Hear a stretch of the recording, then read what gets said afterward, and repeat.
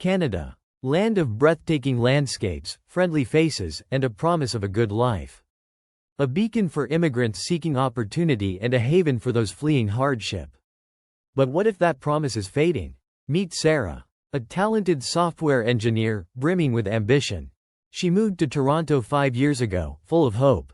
But after years of battling skyrocketing rent, intense job competition, and a gnawing feeling that she was just treading water, Sarah made a decision that's becoming increasingly common. She packed her bags and left. But Sarah's story isn't just an isolated case. It's a symptom of a much larger, more unsettling trend. While Canada has long prided itself on being a welcoming nation built by immigrants, a growing number of people, both new arrivals and longtime Canadians, are choosing to leave. The question is, why? Why are so many people turning their backs on the Canadian dream? Is it the crushing weight of the housing market, where even a modest home feels like an impossible fantasy? Or the relentless pressure of a job market that demands more and more, while offering less and less? Could it be that the very policies designed to attract immigrants are, in some ways, contributing to their departure? And what about those who dreamed of a better life in Canada, only to find themselves trapped in a cycle of low-paying jobs and unfulfilled promises? These are not just economic issues, they are deeply human stories, stories of hopes, dreams, and sometimes, disillusionment. For generations, Canada has been a land of opportunity, a place where hard work and determination could pave the way to a brighter future. Immigrants have helped build this nation, shaping its identity and enriching its culture. But something is shifting. The narrative is changing. Today, we'll embark on a journey to understand this exodus. We'll hear from those who've made the difficult choice to leave, and we'll examine the forces reshaping the Canadian dream. We'll uncover surprising statistics, explore the economic pressures squeezing Canadians from all walks of life, and confront the uncomfortable questions about opportunity and the impact of recent policy changes. Sarah's story, like many others, is a complex tapestry of personal choices and societal forces. And by understanding these stories, we might just begin to understand what's truly happening to Canada, and what the future holds for this nation built on the dreams of newcomers. Let's start with the numbers. So, who's leaving Canada, and how big of a deal is this, really? Well, the numbers paint a revealing picture. In recent years, we're not just talking about a few individuals packing their bags. We're talking about tens of thousands. In fact, in the early 2020s, the number of people leaving Canada to live abroad has at times surpassed 100,000 annually, a figure that has steadily risen over the last decade. That's more people leaving than some entire Canadian cities have as residents. And it's a significant jump from just a few years prior. This isn't just a blip, it's a trend. Now, let's break down who's leaving. Surprisingly, a significant portion of those departing are recent immigrants themselves. In fact, studies show that roughly 1 in 4 new immigrants decide to leave Canada within a few years of arrival. They came seeking a new beginning, a better life, but for many, that dream hasn't materialized. Another major group leaving Canada? Young, skilled professionals. The very people Canada needs to build its future. We're seeing a significant exodus in fields like technology. Healthcare and finance aren't far behind. These are the innovators, the doctors, the entrepreneurs, the talent pool that drives economic growth. And they're taking their skills elsewhere. And it's not just young professionals. Canada is also losing a considerable number of high net worth individuals and highly educated citizens. These are people with the resources and the qualifications to succeed anywhere in the world. And they're choosing to build their lives and invest their wealth outside of Canada. So, what's driving this diverse group of people, from new immigrants to established professionals and even the wealthy, to make such a life-altering decision? The answer, as we'll discover, is complex and multifaceted. Let's start by diving into one of the most significant factors: the high cost of living that's making the Canadian dream increasingly unattainable for many. We've seen who's leaving Canada. Now, let's delve into one of the biggest reasons why. An affordability crisis that's squeezing Canadians from coast to coast, and making the dream of a comfortable life feel increasingly out of reach. At the heart of this crisis is the housing market. In cities like Vancouver and Toronto, the average home price has skyrocketed to levels that are simply unimaginable for most Canadians. We're talking about $1.3 million for a detached house in Vancouver, and not much less in Toronto. These aren't luxury mansions, these are often modest homes, in need of renovations. Bidding wars are commonplace, with properties selling for hundreds of thousands of dollars over asking. The dream of homeownership, once a cornerstone of the Canadian identity, is rapidly becoming a fantasy for many. Take, for example, a young couple with a newborn. Both working professionals, they've been forced to move further and further away from the city center, enduring long commutes, just to find a place they can afford. And even then, they're stretching their budget to the limit. And it's not just buyers who are struggling. Renters are facing similar pressures, with vacancy rates at all-time lows and rental prices soaring. But the affordability crisis extends far beyond housing. The cost of everyday essentials, from groceries to transportation to childcare, has been steadily climbing, putting a strain on household budgets. Canadians are paying significantly more for basic necessities compared to their counterparts in many other parts of the world. And inflation has only added fuel to the fire, further eroding purchasing power and making it harder for families to make ends meet. For a single parent working 2 jobs to support their family, the rising cost of living has become a daily battle. Every trip to the grocery store, every utility bill, is a source of stress and anxiety. They're not alone. Many Canadians, even those with seemingly stable incomes, are finding it increasingly difficult to keep up with the rising costs, let alone save for the future. And here's the crux of the problem.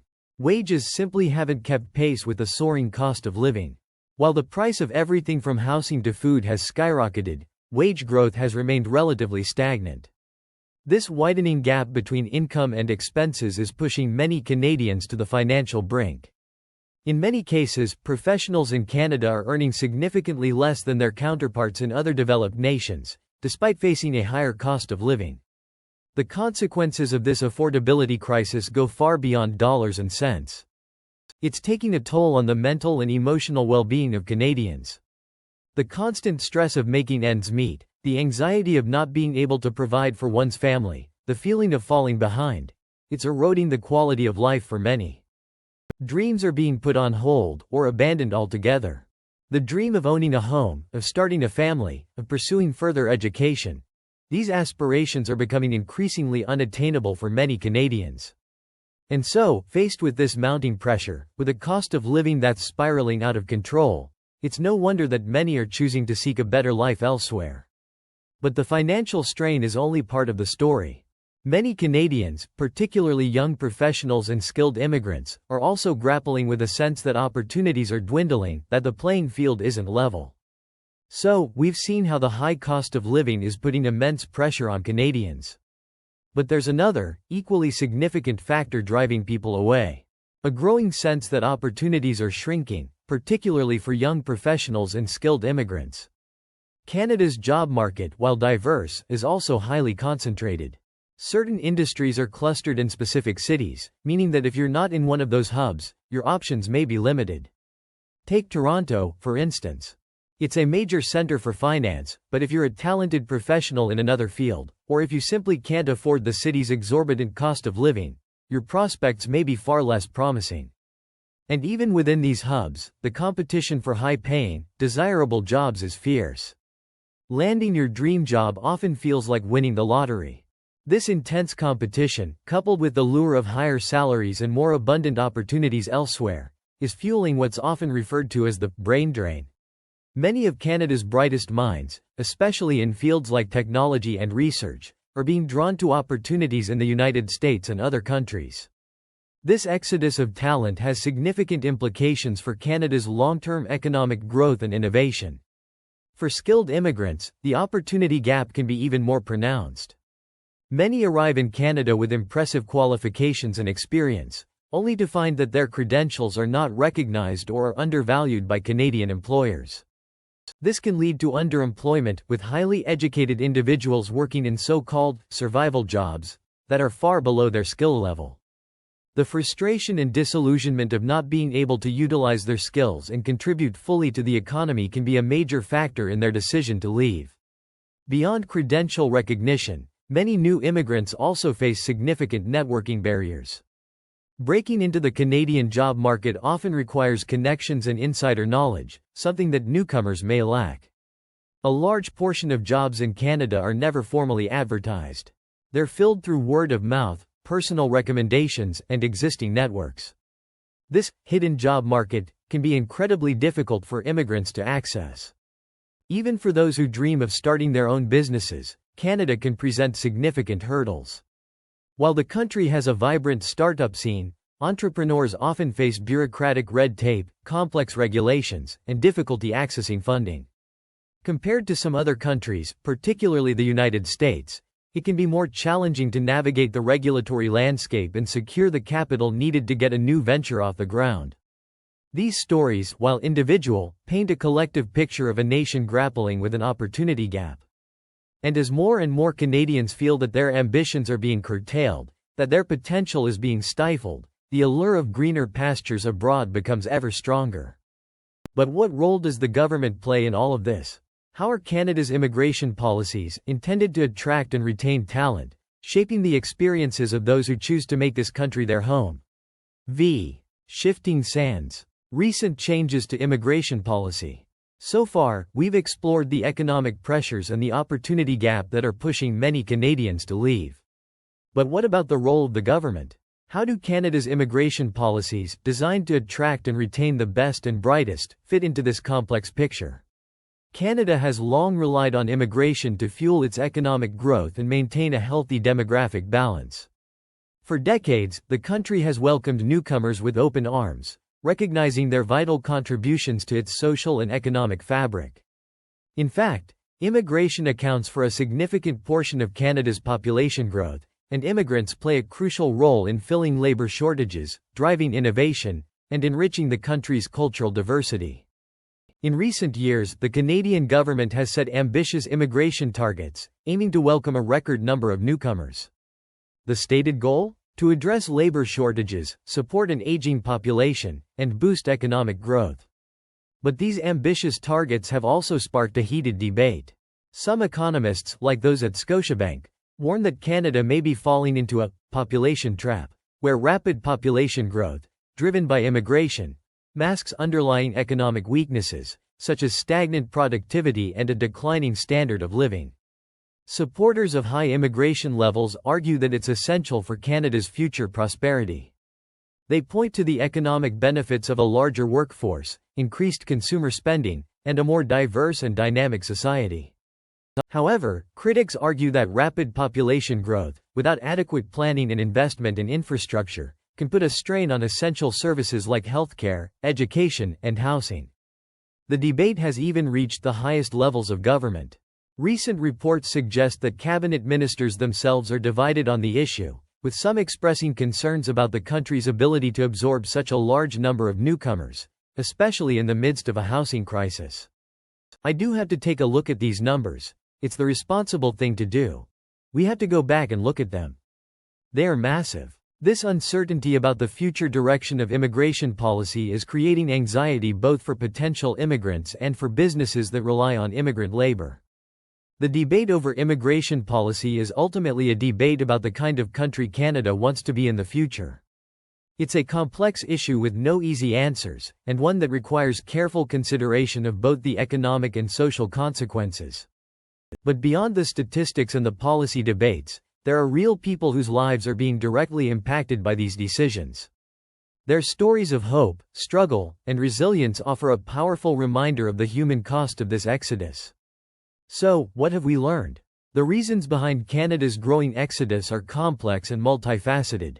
We've seen how the soaring cost of living, particularly the housing crisis, is pushing many Canadians to the financial brink. We've explored the opportunity gap, where limited job prospects, intense competition, and challenges faced by both skilled immigrants and entrepreneurs are driving talent away. And we've examined the ongoing debate surrounding immigration policy, where the very policies designed to strengthen the country are, in some ways, contributing to the challenges faced by newcomers and longtime residents alike. But this isn't just about numbers on a graph or policy debates in Ottawa. It's about the kind of country Canada wants to be in the future. It's about whether it can live up to its promise as a land of opportunity for all. The continued exodus of talent, the disillusionment of new immigrants, and the struggles of everyday Canadians to afford a decent life. These are warning signs that cannot be ignored. If Canada continues down this path, it risks losing its competitive edge, its economic vitality, and its social cohesion. So, what can be done? How can Canada create a more affordable and inclusive society, where everyone has the opportunity to thrive?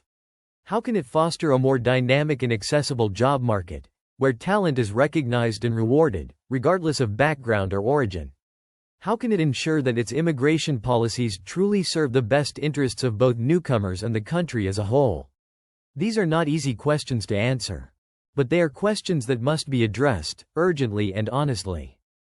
The challenges are real, but so is the Canadian spirit of resilience, innovation, and determination. Canada has overcome great challenges in the past, and it can do so again. By working together, by embracing new ideas, and by investing in its people, Canada can build a brighter future, a future where the dream of opportunity is not a fading memory, but a living reality for all.